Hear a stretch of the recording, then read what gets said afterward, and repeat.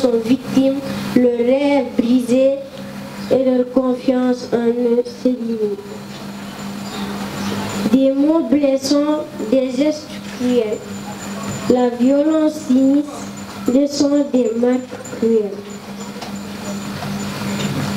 Les petites âmes fragiles cherchant sécurité et amour sont confrontées à l'horreur chaque jour et chaque heure. Il est temps de lever nos voix, de prendre action pour mettre fin à cette violence sans compassion. Protégeons les enfants, leur droit à une éducation saine. Créons un environnement où règne la paix et la bienveillance. Écoutons leurs histoires, leurs peurs et leurs pleurs. Offrons-leur un espace sûr où ils peuvent être des fleurs. Éduquons les générations futures avec respect et égalité pour un monde où la violence basée sur le genre n'a plus sa place. Unissons-nous contre cette triste réalité. Soyons des défenseurs de l'enfance avec détermination et solidarité. Ensemble, créons un monde où chaque enfant peut s'épanouir, libéré de la violence avec un avenir à construire. L'appel à l'action retentit. Il ne peut être ignoré. Agissons maintenant pour que la violence soit éradiquée. Protégeons les enfants, donnons-leur l'amour qu'ils méritent, pour qu'ils puissent grandir et briller sans aucune limite. Merci. Chaque fois qu'un enseignant frappe un enfant et qu'un truc de demande, pourquoi Il m'apprend des choses. On est venu ici pour que la violence soit éradiquée, arrêtée, protéger les enfants, donner-leur l'amour qu'ils méritent et pour qu'ils puissent grandir et briller sans aucune limite. C'est que arrêter de frapper les enfants, donner-leur l'amour qu'ils méritent et laisser-leur vivre tranquille. Merci, je suis Madame Diendé Dagégé, présidente du comité des femmes handicapées du Sénégal. J'ai été invitée par Madame la présidente Diago Ndiaye du RESFECO par rapport à une séance très importante sur les violences en milieu scolaire.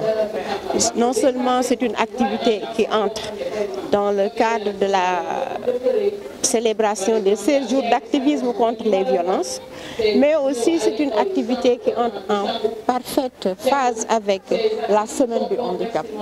Et je crois que c'est par rapport à tout ce que nous avons de commun avec Madame Diago Ndiaye, surtout pour ce qui concerne la promotion de la femme sénégalaise en général, la promotion de l'éducation, surtout de l'éducation des filles, et aussi la lutte contre les violences, les questions liées à l'égalité et l'équité de genre. Je crois que c'est par rapport à tout ça. Je crois que le thème est très très pertinent.